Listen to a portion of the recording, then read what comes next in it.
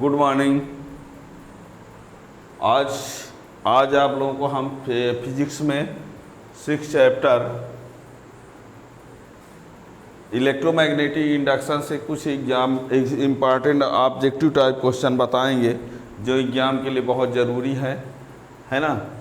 तो जो objective type question हम बताएंगे वो ऑब्जेक्टिव टाइप क्वेश्चन कुछ तो ऐसे होंगे जिनका डायरेक्ट आंसर रहेगा, कुछ ऐसे होंगे जो किसी कॉन्सेप्ट या किसी लॉजिक या किसी फार्मूला किसी सर्किट से बनेगा, वो बताएंगे। ठीक है ना। तो इसको यदि आप स्टार्ट से लास्ट तक देखेंगे तभी आप लोगों की बात समझ में आ पाएगी कि हम क्या बताना चाहते हैं। और ये 6 चैप्टर का है। 5 चैप्टर तक पीछे का वीडियो में आप सबको देख सकते हैं, सबका वीडियो बन चुका है जिसमें first chapter, second, third, fourth ये सब दिए गए हैं, है ना। आगे ऐसे बनते भी रहेंगे। तो चैनल में जो नए हो तो चैनल को सब्सक्राइब कर लेंगे तो आगे आने वाले वीडियो का भी नोटिफिकेशन मिलता रहेगा, क्योंकि हम जो आप लोगों के सामने जो क्वेश्चन आप लाएंगे वहाँ पे हर एग्जाम के दृष्टि से बहुत इंपॉर्टेंट क्वेश्चन रहेंगे। क्वार्टरली के लिए, एनुअल के लिए, प्री बोर्ड के लिए, यहाँ तक कि बड़े कंपटीशन में भी क्वेश्चन उनसे बनेंगे। ठीक है ना। तो स्टार्ट हम करते हैं। चैप्टर जो है चैप्टर 6 से है electromagnetic induction. Electromagnetic induction, electromagnetic induction chapter का नाम है। तो इसमें से ऑब्जेक्टिव क्वेश्चन कम से कम 50। तो देखिए, electromagnetic induction is explained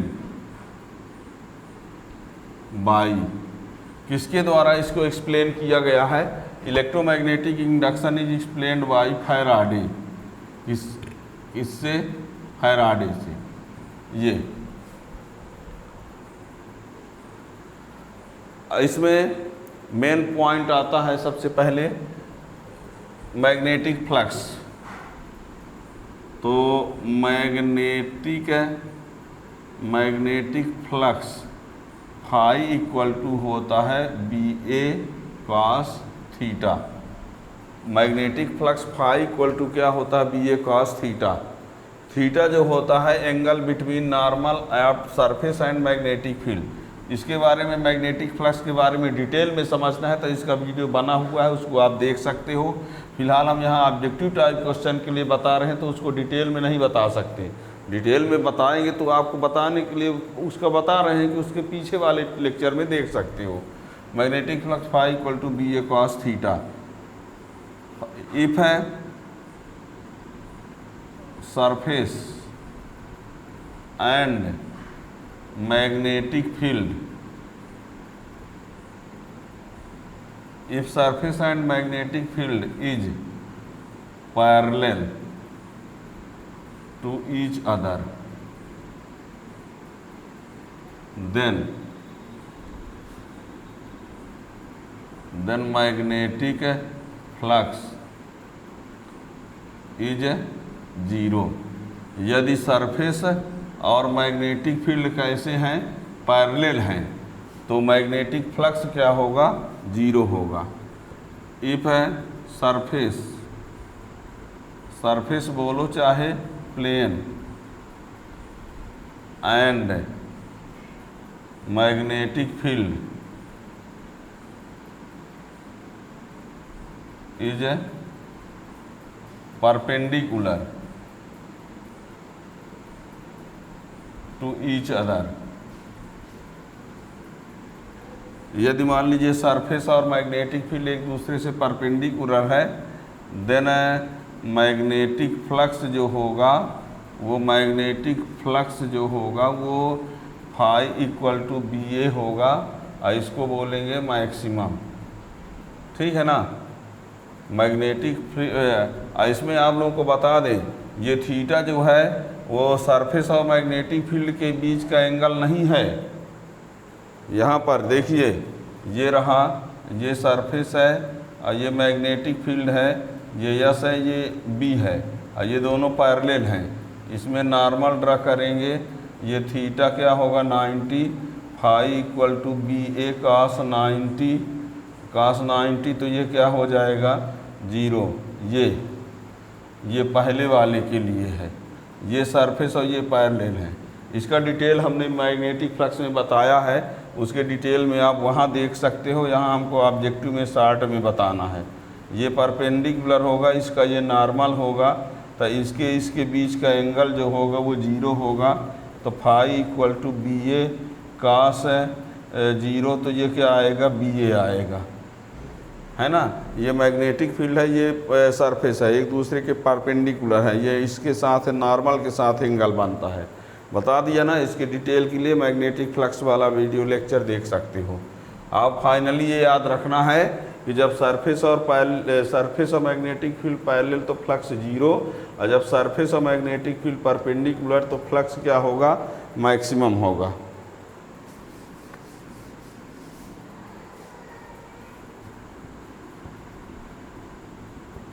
unit of magnetic flux, unit of magnetic flux, तो ये होता है वेबर, ये है इन SI, और होता है मैक्सवेल, और ये है इन CGS। 1 वेबर इक्वल टू होता है 10⁸ मैक्सवेल, और 1 मैक्सवेल इक्वल टू होता है 10⁻⁸ वेबर। ठीक है, ये बता दें जूल पर ampere is the unit of magnetic flux, ये भी होता है।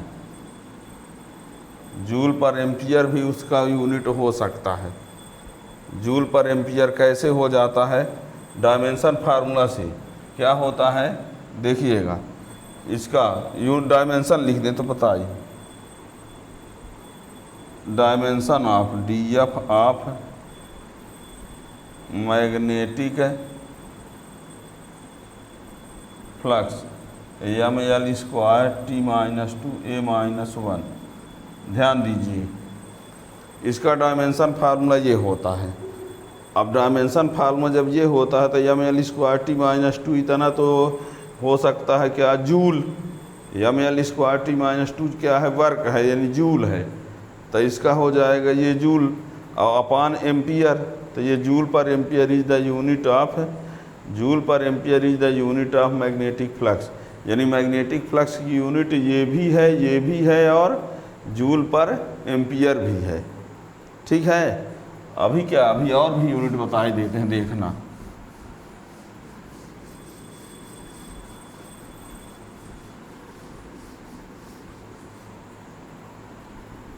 दस number, volt into second is the unit of magnetic flux.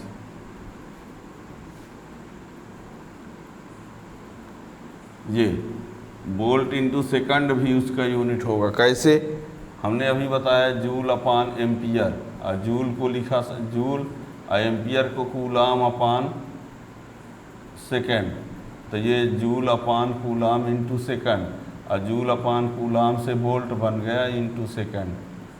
ये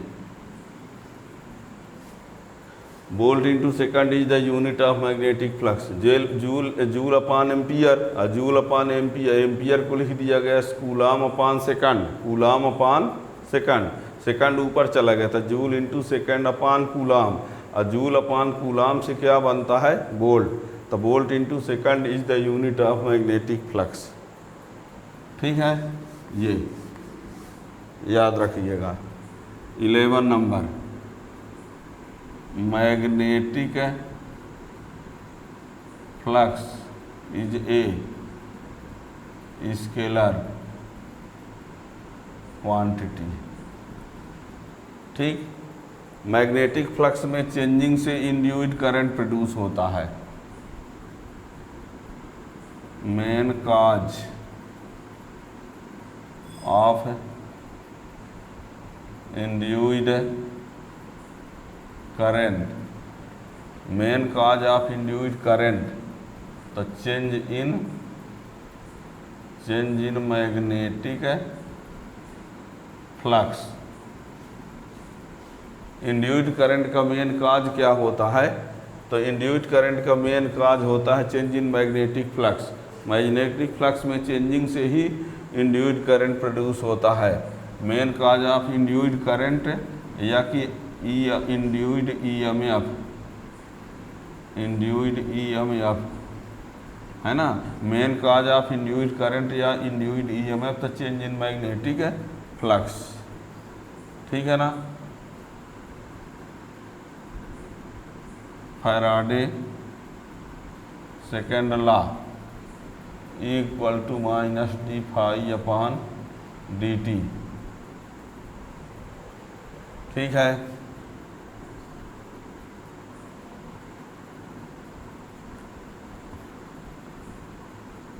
length law is based on conservation of energy.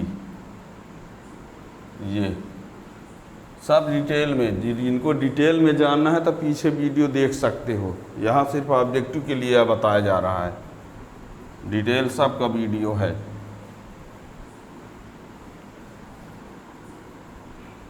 Direction of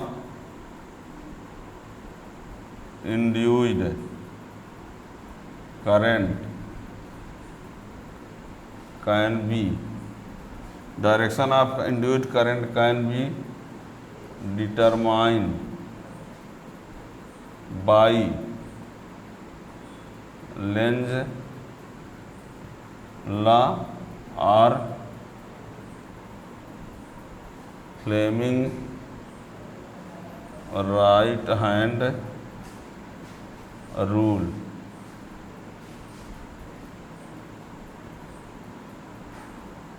यानी इंड्यूस्ड करंट की डायरेक्शन यदि हमको लाना है तो इंड्यूस्ड करंट की डायरेक्शन हम या तो लेंज लॉ से ला सकते हैं या कि फिर फ्लेमिंग राइट हैंड रूल से।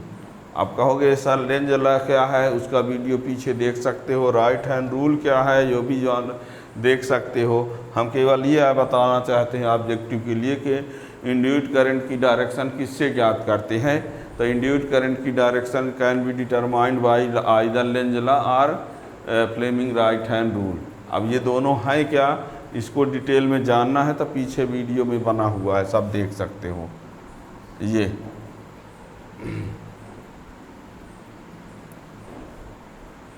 ठीक। Motional EMF,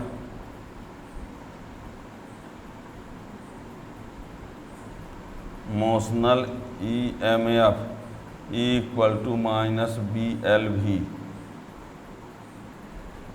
motional EMF equal to minus B L V, ये फार्मूला होता है। इसी में, इसी के हेल्प से, इसकी हेल्प से इंड्यूस्ड करंट यदि लाया जाए, इंड्यूस्ड करंट, तो induced current I equal to यही हो जाएगा B L V upon R. इसी से फोर्स लाया जाए तो B square L square V upon R. Power लाया जाए तो B square L square V square upon R. ये motional EMF equal to minus B L V होता है। Induced current I equal to B L V upon R होता है। Force equal to यही यहाँ पर ये लिख सकते हैं, पावर इक्वल टू ये। माइनस लिखोगे ना लिखोगे तो मान लो कि मैग्नीट्यूड में आए। ये है ईएमएफ, ये है इंड्यूस्ड करंट, ये है फोर्स, ये क्या है मैकेनिकल पावर। तो इन सब का फार्मूला होता है, ऑब्जेक्टिव के लिए याद रखना। ये सब डिराइव करके बताया गया है। इसको डिटेल के लिए, डिराइव के लिए पीछे का video 18 number. Self induction is also called inertia of electricity, INERTIA, inertia of electricity, inertia of electricity याद रखिएगा। आप कहोगे सेल्फ इंडक्शन क्या है सर, तो इसका भी वीडियो पीछे देख सकते हो। हमने बार बार बताया कि ऑब्जेक्टिव के लिए लिख रहे हैं, ठीक है ना।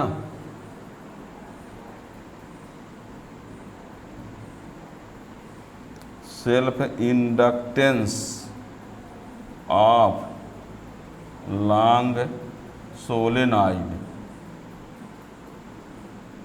L equal to mu naught N square A/L, या कि L equal to mu N square A/L।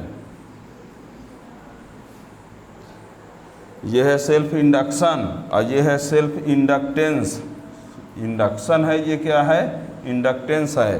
Self inductance को ही कोफिशिएंट ऑफ सेल्फ इंडक्शन कहते हैं।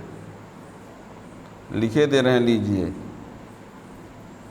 Self inductance is also called coefficient of self induction. जब कोफिशिएंट कहेंगे तो self induction है, और जब कोफिशिएंट ना कहेंगे तो सेल्फ इंडक्टेंस है।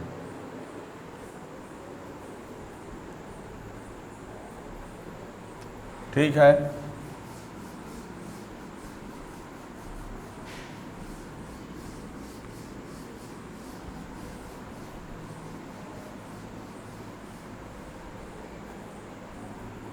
इक्कीस नंबर,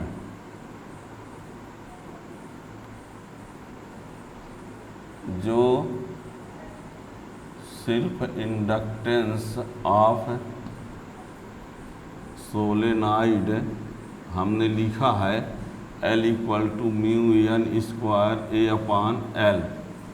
तो यहाँ इसको थोड़ा सा है ना, इसको हम डिराइव करवाए हैं, इसका डेरिवेशन बहुत ज़रूरी भी है, अलग से पढ़ लेना। यहाँ पर हम ये बताएंगे for increasing L, for increasing L, तो mu increase N increase A increase L decrease. याद रहेगा। अब इसको हम चाहे कितने तरीके से लिखवाएंगे हैं।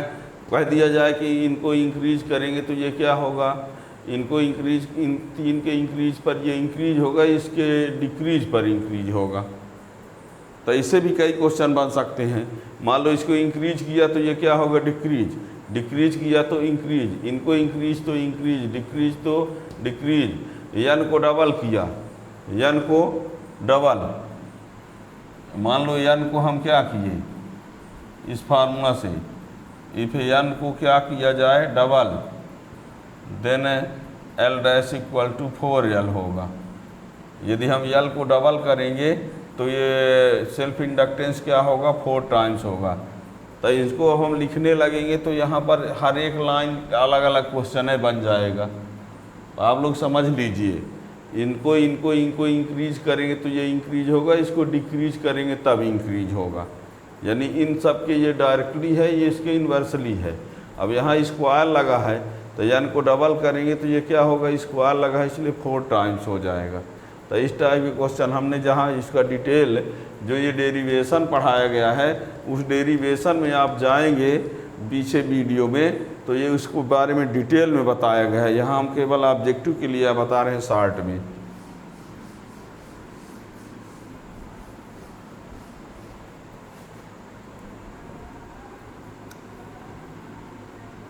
Unit of self inductance, self inductance या कोफिशिएंट ऑफ सेल्फ इंडक्शन, तो इसकी यूनिट होती है henry. Henry DF of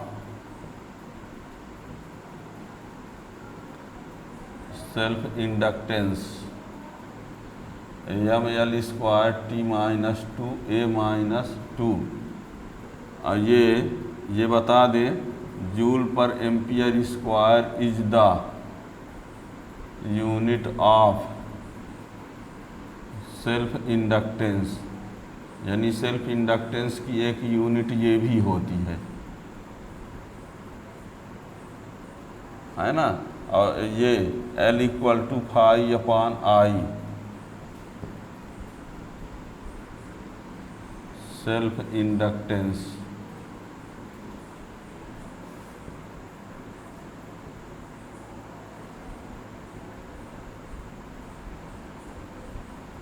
is a scalar quantity.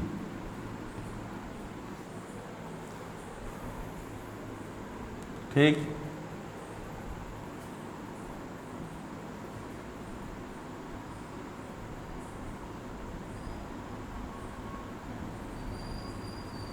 Equivalent self inductance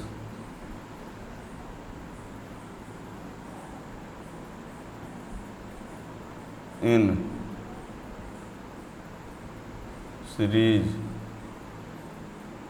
combination of inductive coil,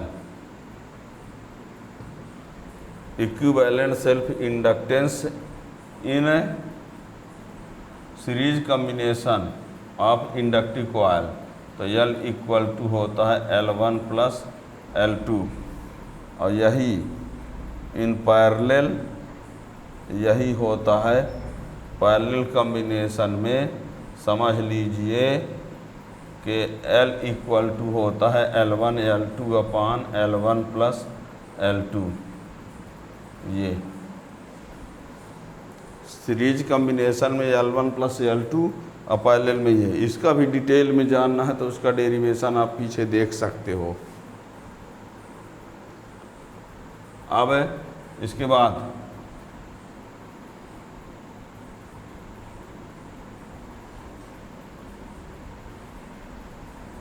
mutual inductance M equal to phi S upon I P.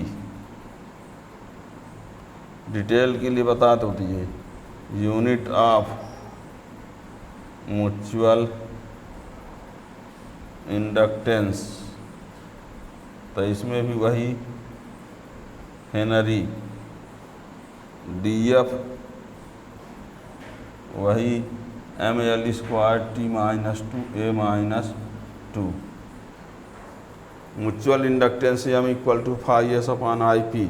Unit of mutual inductance तो ये Henry, और dimension इसका ये जो कि self inductance का होता है वही इसका भी होता है, सब कुछ है ना।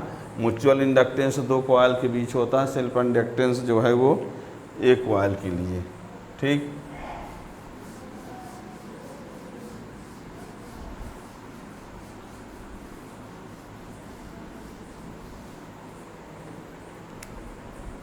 थर्टी टू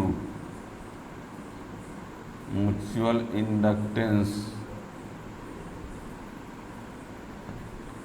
बिटवीन टू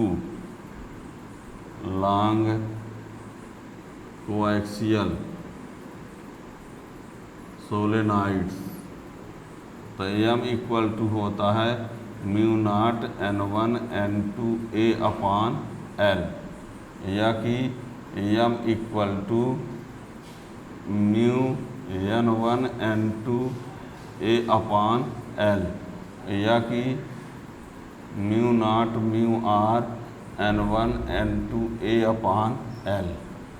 ये सब के सब होते हैं।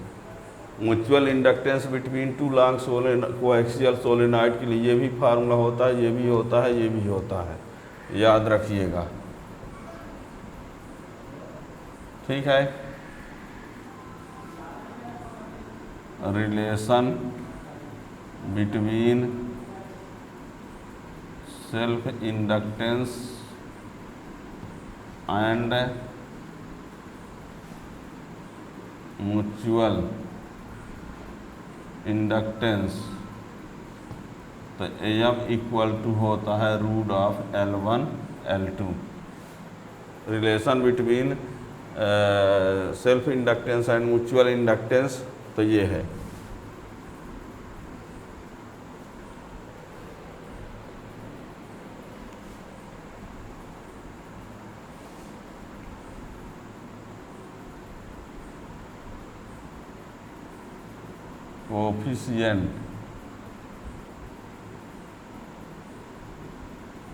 Coefficient of ideal coupling is 1, याद रखिएगा। कोफिशिएंट ऑफ आइडियल कपलिंग ये होता है युग्मन गुणांक, हिंदी में बोलते हैं 1।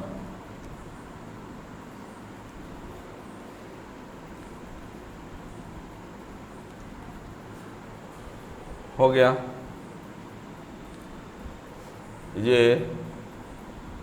ये बता दें थोड़ा सा कि इसमें जो सेल्फ इंडक्शन में self induced current affect the main current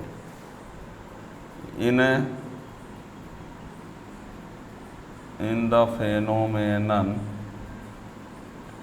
of self induction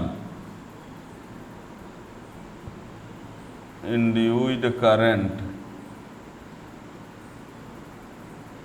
affect the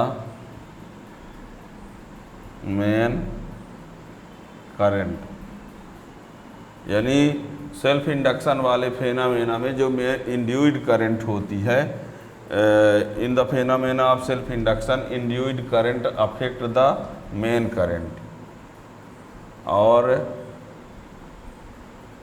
in the phenomenon of mutual induction induced current does not affect the main current.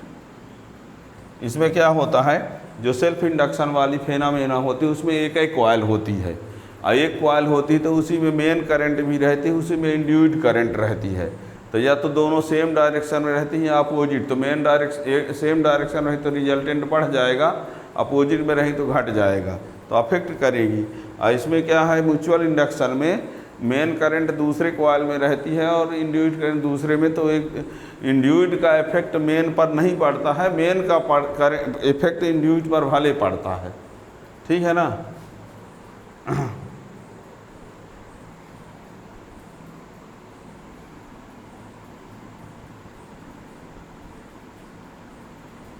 Induced current is the current which produce due to change in magnetic flux, change in magnetic flux। Magnetic flux में changing से जो current produce होती है उसको क्या कहा जाता है, इंड्यूस्ड करंट। ठीक है ना। मैग्नेटिक फ्लक्स में चेंजिंग से जो करंट प्रोड्यूस होती है उस करंट को क्या बोलते हैं, इंड्यूस्ड करंट बोलते हैं। ठीक, 37 हो गया।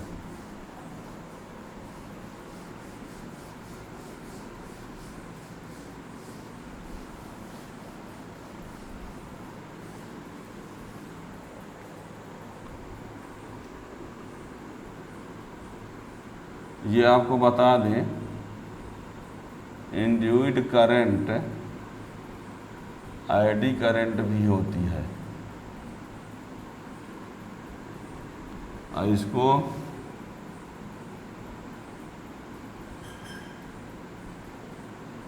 फोकल करंट भी बोलते हैं। यानी इंड्यूस्ड करंट एक टाइप की आईडी करंट भी होती है, इसको क्या कहा जाता है, फोकल करंट भी कहा जाता है।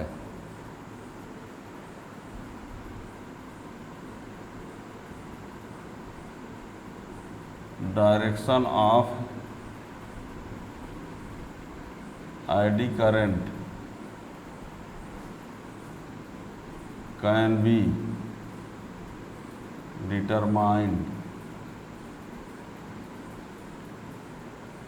determined by either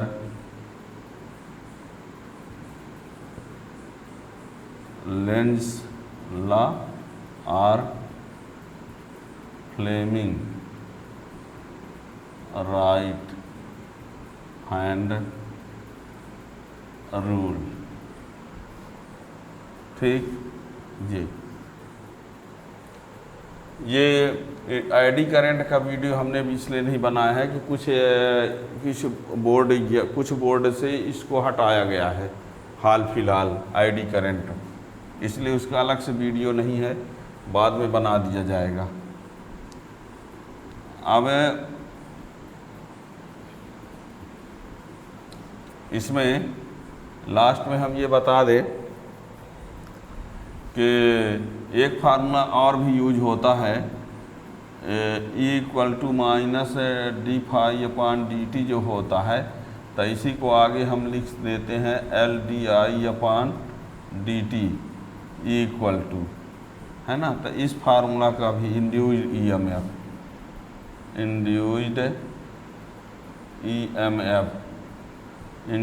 EMF लाने के लिए इस फार्मूला का भी यूज किया जाता है। ठीक है ना, याद रखिएगा। ये कैसे हुआ, ∅ = LI होता है। ठीक है, तो इस प्रकार से बहुत कुछ क्वेश्चन इसमें कंटेन हो गए हैं। आगे आने वाले समय में हम कुछ और स्पेशल टाइप के क्वेश्चन इसके ऑब्जेक्टिव जो कि बड़े कंपटीशन नीट जेई तक में भी उससे क्वेश्चन आएंगे, इससे भी कंटेन होंगे। फिर और भी क्वेश्चन हम आगे उसका वीडियो आगे बनाएंगे, तो उसके लिए चैनल को सब्सक्राइब कर लेंगे तो नोटिफिकेशन मिल जाएगा कि वो वीडियो कब आएगा। Thank you.